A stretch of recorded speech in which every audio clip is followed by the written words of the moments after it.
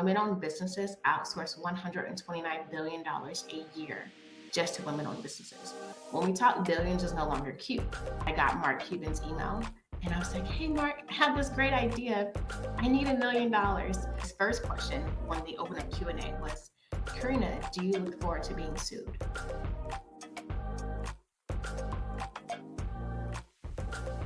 All right, guys, we're back today with another incredible episode. We have Carina Glover, who is the CEO and founder of HerHeadquarters. HerHeadquarters is making massive strides for the world of business and specifically for women in business, helping them create more opportunities, get connected to different opportunities that they might not have had before, and really offering something that is going to change the world of business for women, giving them access to different resources that they might not have had before through their certification program, on the way to being partnered with the SBA. She has so many incredible things going for her that are going to really help women in business everywhere. Her story is awesome, starting from an event that had 0 attendees to now raising over $2 million in funding. This is an episode you're not going to want to miss.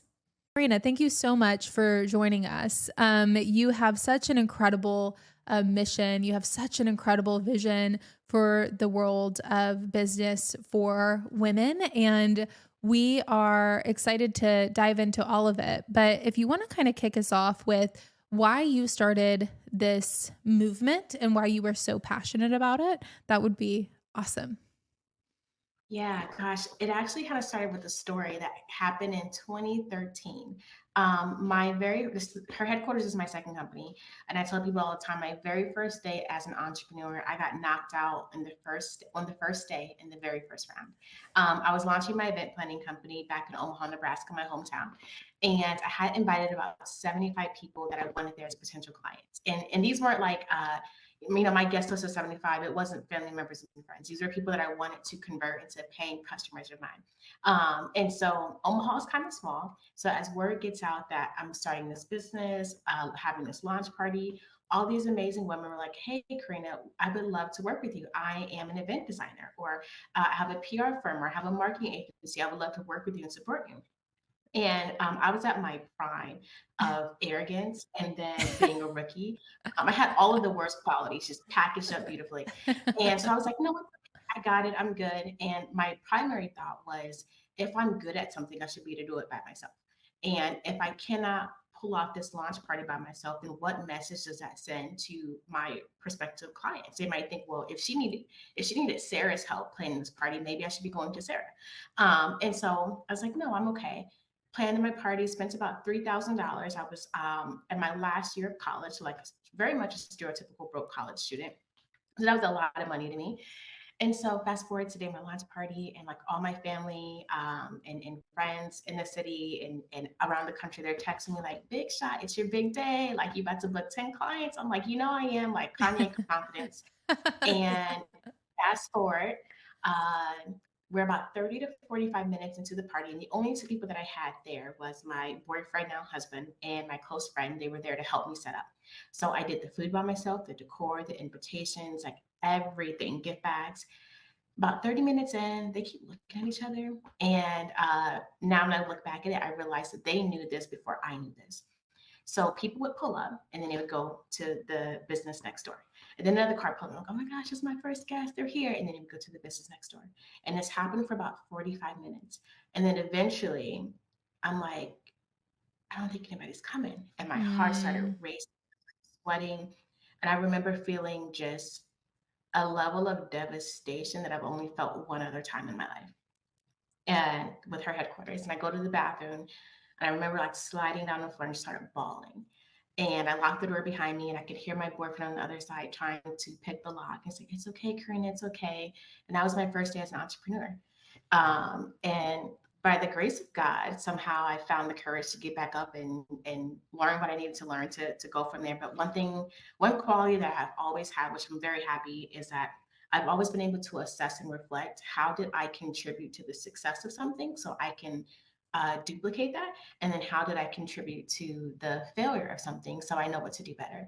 So after a few weeks, I got myself together emotionally. I'm like, how did that happen? And there was a list. Like when I say rookie, there was a list of mistakes I made. I didn't even require people to RSVP. These weren't people that I knew. They're just like, you know what? I would love to have the head doctor at this hospital as a client. Let me invite him.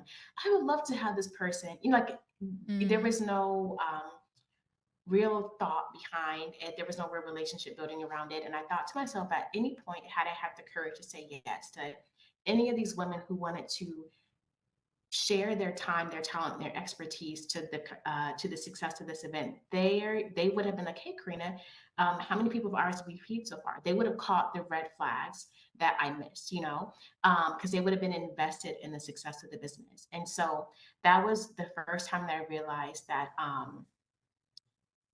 if you're good at something and you want something to succeed, you should not do it by yourself. And from that day forward, I started working with contractors. I started working with other women-owned businesses, and later on, I ended up working with the Grammys and NFL Honors Awards. Like my event planning business took off, and one of my favorite parts about working with bigger events was that it required more contractors, and I always wanted to work with women-owned businesses, Mm. and so it got to the point where I liked working with them more than I liked event planning, and that was kind of the beginning of my journey slash the seed that planted her headquarters. So, yeah. Wow, it's so beautiful. I mean, being able to kind of go through that whole process and get back up again. I think that so many people get knocked down, especially on day one, right? Round one, like you said, you got knocked out. And being able Yeah. to have that kind of courage, that bravery to like stand back up and keep going is so inspirational and so powerful. And so I love this story and how it's going. I'm like, okay, tell us what's next. How did the seed get planted? How did her Yeah. headquarters kind of grow from there? So in between that launch party and then like Grammys and NFL Honors Award, it was about 18 months. In that time frame, I got a business coach, and she was like, "Girl, your messaging's horrible. Like you want to work with high profile events and brands, but it looks like your website, your messaging, your branding looks like you want to plan baby showers. Like there's such a big disconnect." I was like, "Oh, I never thought about it." So like I had the right people around me to really guide me and help me to position myself the way I wanted to be positioned. So then before you know it, I am doing a lot of work in California. Mind you, I still lived in Omaha, Nebraska. So I was in California so much that people thought I lived there. And if you have at any point in time dabbled in the event planning world, it is stressful, you Mhm. know? And to say that an event went smoothly is like, that's a big win. And I remember being at events where things were going as smoothly as you can possibly expect them to go. I would be thinking, I cannot wait to get out of here. And that was a troubling thought. And I thought, you could do this in your sleep. Like, I'll give you like one nightmare example. I was getting literally on walking down the aisle of the plane to go to my seat, leaving Nebraska to fly to LA. And one of my clients was having an event for some artists at a music label. And we were renting a private house. This client told me that he had approval from the owners of the house to host this party. Turns out that was a lie. This is 3 days before the event.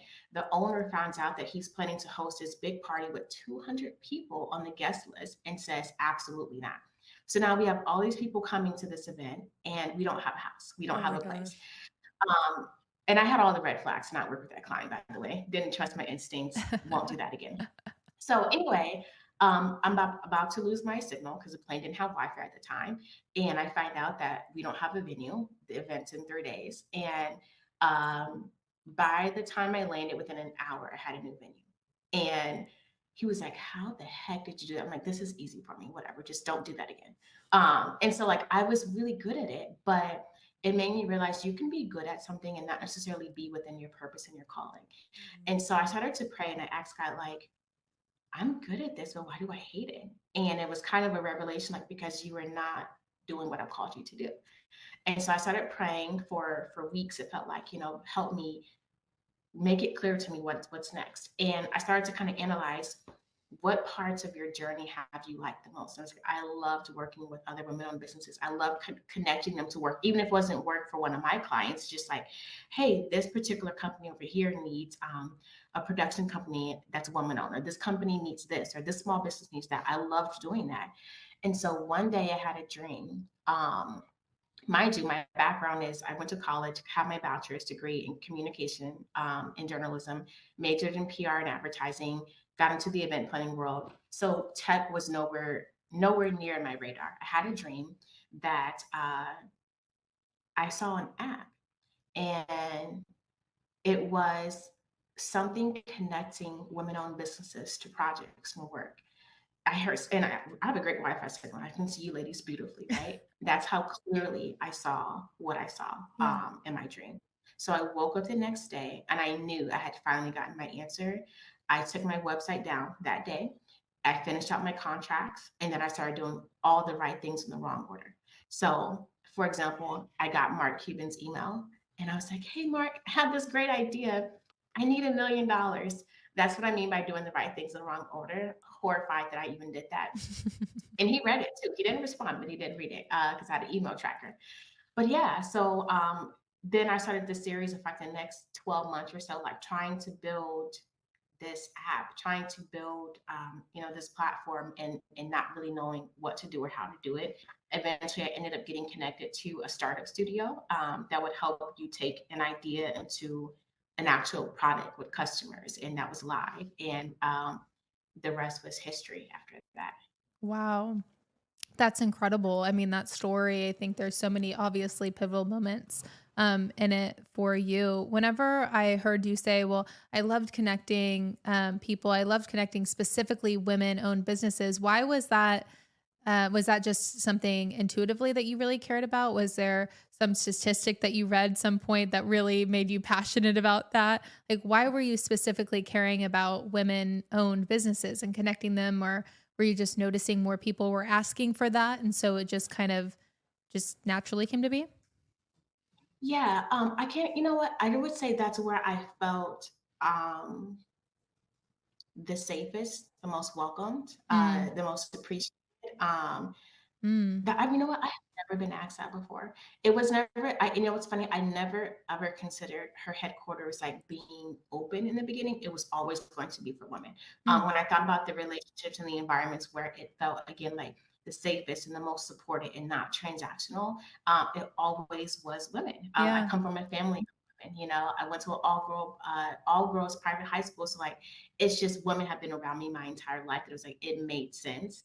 It was in my DNA for her headquarters to be for women-owned businesses. So Yeah. just to clarify, even today, like if you want to use her headquarters to outsource work, you don't have to be a woman. The company doesn't have to be owned by women, but in order to apply for the projects and secure them, you have to be a woman-owned business. Mm. It's so incredible because I think back to even like my own journey, and I felt the same way. It was like there wasn't this big aha moment, but just like I just naturally gravitated towards working with women and loving that experience and loving seeing them come together and seeing how powerful women were whenever they come together. Like it's just Yeah. something that you can't deny. And then you start to like dig in a little bit deeper once you kind of like that's like a lovey-dovey phase, right? It's like, yes, I love this. This is awesome.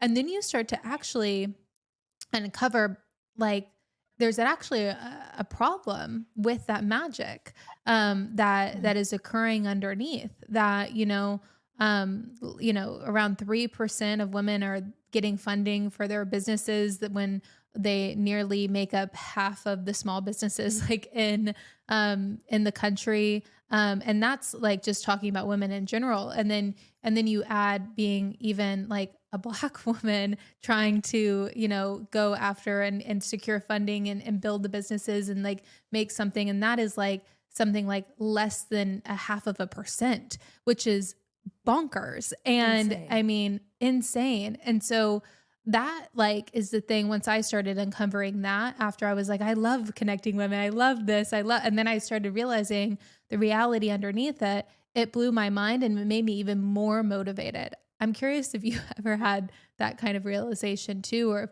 you have any other stats, maybe other than those that have really motivated you. Yeah, it's funny. I did go the route of VC and investors, and I remember very vividly. I believe this was in 2021. I was pitching to a fund, mind you. The partner at this particular fund, he invited me. I did not seek this fund out. He invited me to present at their like pitch day, And I presented. So I'm thinking I have a really good shot of Yeah. getting funding because you invited me. And I ended up, I'm not saying this was the intent. This is just how I walked away feeling. I walked away feeling like I was sent there to be embarrassed. Mm. So I'm there, I'm presenting, very excited about it. Even though I was invited, I did not half aid at all. You know, like I was like, I'm going to be prepared and present and show up because I take this seriously. So I present, and this is a panel of all white male investors. And Shocking. at the end, the very partner who invited me said, well, his first question when they opened up Q&A was, Karina, do you look forward to being sued? I said, what? Was so caught off guard. I said, what do you mean? And he said, well, doesn't your company blatantly practice discrimination? Um, and I don't think that it was, I think it was a valid question, but it caught me off guard, being that it was coming from what felt like hostility was coming from the person who invited me to that space. And so I felt like he set the tone for all the other investors to have that mindset. And so I don't remember how I responded, but I responded. And then he was like, well, thank you for your time. Thank you for coming. And it just felt very like, why did you invite me here? If you had that mindset from the beginning, and it's funny because I feel like people, society, they're so cute. They're so quick to be like, oh, that's cute. She's empowering women. I remember this guy from high school messaged me maybe about a year ago. And he's like, are you still doing that women's empowerment thingy? And it's like, that women's empowerment thingy is a B2B platform. It's a B2B procurement software. And women-owned businesses outsource $129 billion a year just to women-owned businesses. When we talk billions, is no longer cute. Right. When I say millions, they're like, oh, now I have your attention. Now you want to talk. And that doesn't include the money that organizations and corporations spend outsourcing work to women owned businesses. And so when I get faced with that type of being boxed, it's like, oh, that's so cute. That's women empowering thing. Like, no, what we're doing is not trending. What we're doing is it's a lifestyle. It's profitable. And I responded with like the billions that could happen in transactions through HerHeadquarters, then the conversation shifts a little bit. And then they're like, oh, okay, I get Yeah, it. then they start to perk up a bit.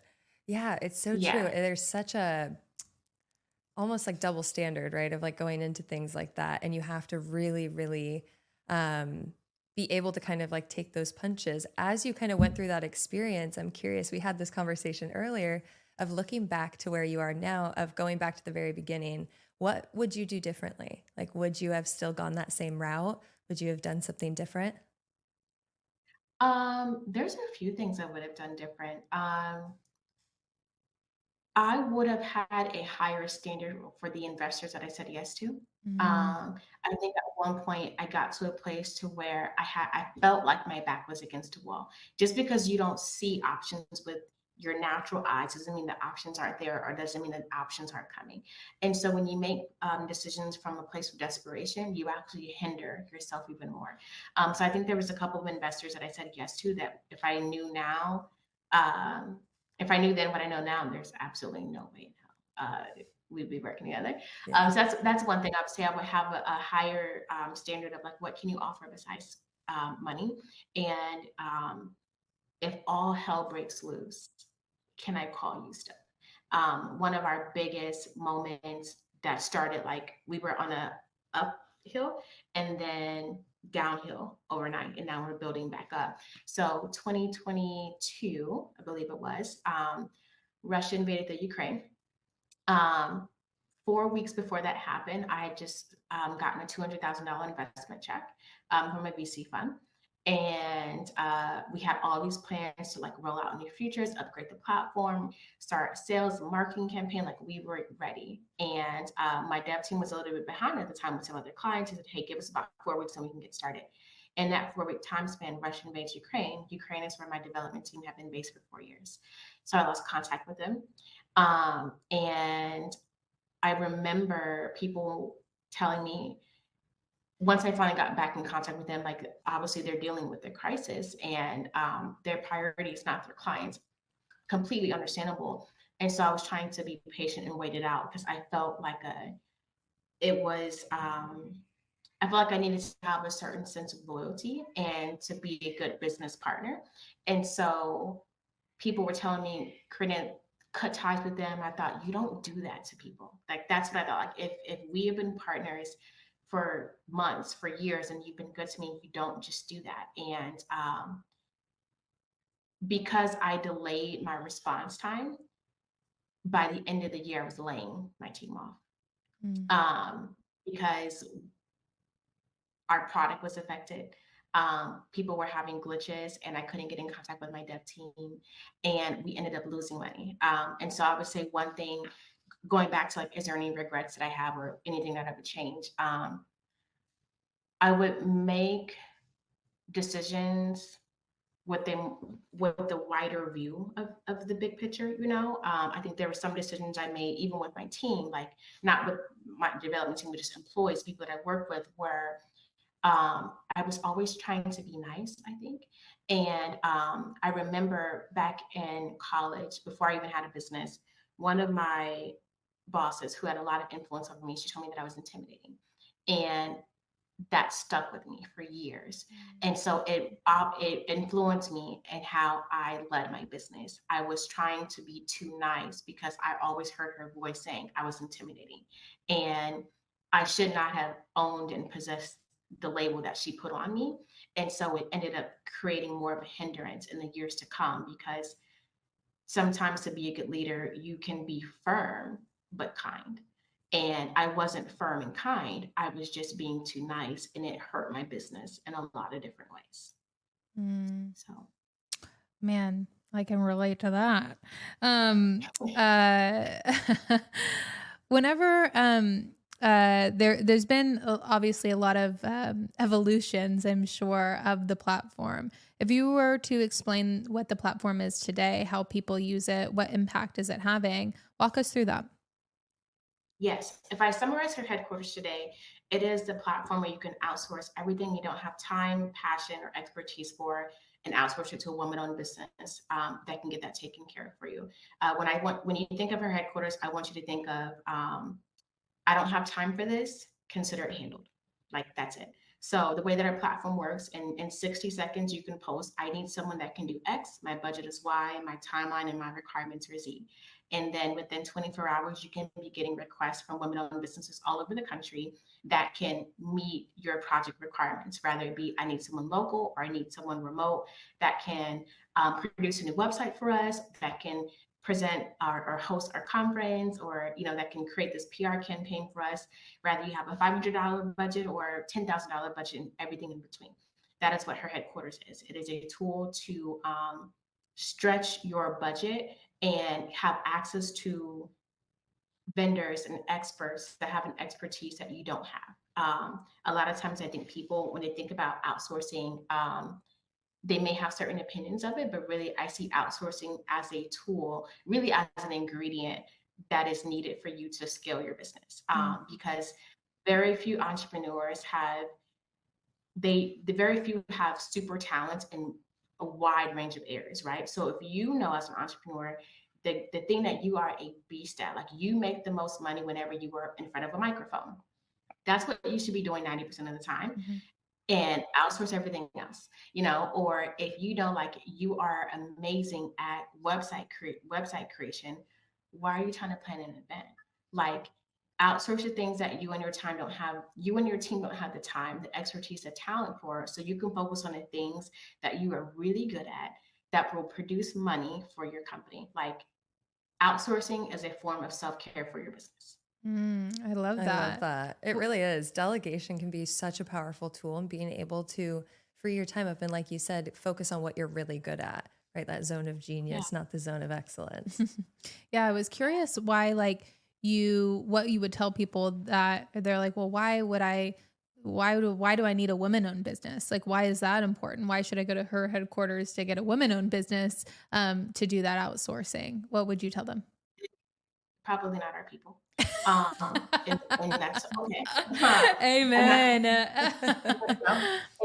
Or they have to don't be understand the cautious. importance of it, I guess, because Yeah, maybe you're like, well, anybody, right? But why is it important that we stimulate, And support women? women. Yeah.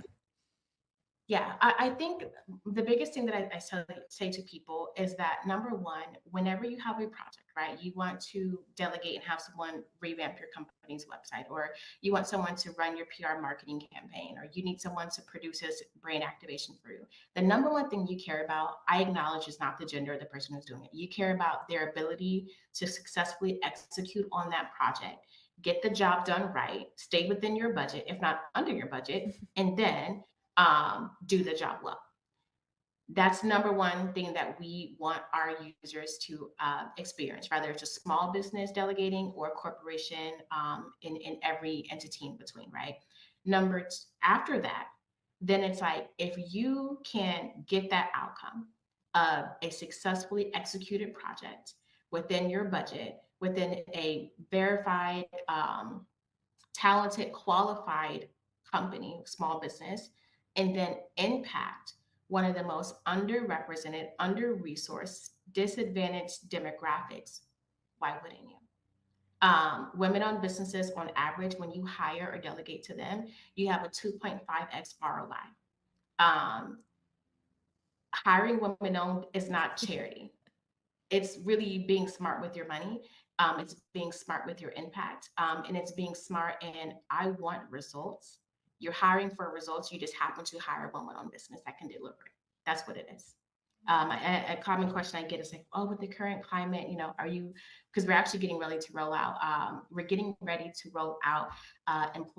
corporate employee benefits, where essentially corporations can use her headquarters as a tool to outsource work to women-owned businesses, but this is a perk for their executives.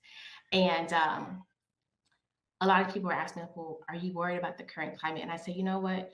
The businesses that were only supporting minority groups or women-owned businesses that are retracting that, they were never genuine about it anyway. There were companies that were living a lifestyle for years of supporting minority groups, of supporting women, long before it was a trend in 2020. Those are my customers. Those are my clients. That's who I'm going after. They don't have to be talked into. They're not doing it for the credits. Like, they doing it because it's a part of their mission, it's a part of their DNA, and they see the value in supporting, acknowledging minority groups, and those are our people. So I love we're that. making more room for the people that care about supporting women-owned businesses. Yeah, I love that. And I love how aligned your vision is and how clear it is, and that you guys also offer more tools. Can you talk to us more about what else her headquarters offers? Yeah. So, how the heck did I forget about this? So, yes, we actually have a woman-owned business certification that we started with in 2023, and it actually ties into our platform. But you can access our woman-owned business certification even if you were not a part of our platform. So, let's just talk about, how does being certified impact you even outside of her headquarters? When you get certified as a woman-owned business, essentially what that's saying is that a third party has verified you, that your business is at least 51% owned, operated, and managed by a woman or women. And we have a very amazing benefits package that we've built. So some of the benefits of getting our certification is you get free legal services. Sometimes people hear consultation. I said, no, free legal services. We have businesses that have our certification that are getting support and their business being trademarked. Vendor contracts, employee agreements. They get 3.5% cash back every time they hire a woman-owned business. They get access to CEO school. That's over 150 business classes and mentorship. They get up to 25% off business insurance with Next Insurance, and a lot of other benefits. So even if you never step foot in her headquarters, that certification is designed to help you where you're at in your level of business and give you the resources and the support to scale to the next level. Now, if you're on her headquarters platform, and it's free to join, once you get certified, then you show up on our platform as verified. That is to your benefit, because if you are verified, your chances of getting hired for a project increases by 60%. That sends a message to the corporation that's hiring, or sends a message to the small business that's hiring, letting them know that your business has been verified by her headquarters. It boosts your credibility and your visibility. So benefits them in and outside of our platform. And we're actually in the process of getting accepted by the SBA. So what that would mean is once you get our certification, your certification as a woman-owned business will also be accepted by the SBA. We need to be issuing certifications for 2 years, and we'll hit that 2-year minimum in September of this year, 2025.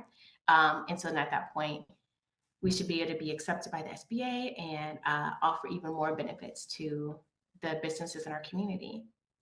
That is Amazing. so awesome. I know we're in the process right now of getting that certification with you, which we're so excited about. And y'all will be able to check us out on the platform as well. We're so excited to just cheer you on and see all of the just ultimately incredible things that this platform is going to do for the world of business, not just women in business, and Right. that's really a really powerful thing. Yeah, absolutely. Mm-hmm. So we like to end every single episode of Her Next Big Move talking about what your next big move is. So if you talk about what your next big move is, what would it be? Yeah, I am actively raising $2 million for her headquarters. That will allow us to scale our product, expand our team, but more importantly, put even bigger projects at the hands of women-owned businesses all over the country. So very excited about that. Our timeline is within the next year. You should be able to see about 1,000 projects on her headquarters. And one thing that we're really excited about is right now the average project budget on our platform is $3,500, and we want to try to get that to about $4,000. So these businesses, like, they're making money on our platform. We want to make it easier for you to access the projects, the opportunities that you would jump at the opportunity to secure for your company. And then also make it easier for you to find the contractors that you need if you are in the space where you're growing and you need to start delegating. All right, Karina, and I know that you have a special gift for everybody that's listening today. For the Her Next Big Move community, if you have a project that you'd like to delegate, we will give you $100 credit for posting your project on her headquarters, as long as you have a budget of at least $1,000 for your project. We also have a concierge team too. So if you know you need help, but you're not quite sure, like, how much, should I pay this person to do this, or what should I be looking for? We have a whole team that will help you and support you in getting that project posted and finding your dream collaborator within 72 hours. Awesome. Amazing. So exciting. Well, we're cheering you on every step of the way and excited to be on the platform too. So thank you, Karina. Yes. And we'll put all the information down in the show notes. So definitely check it out.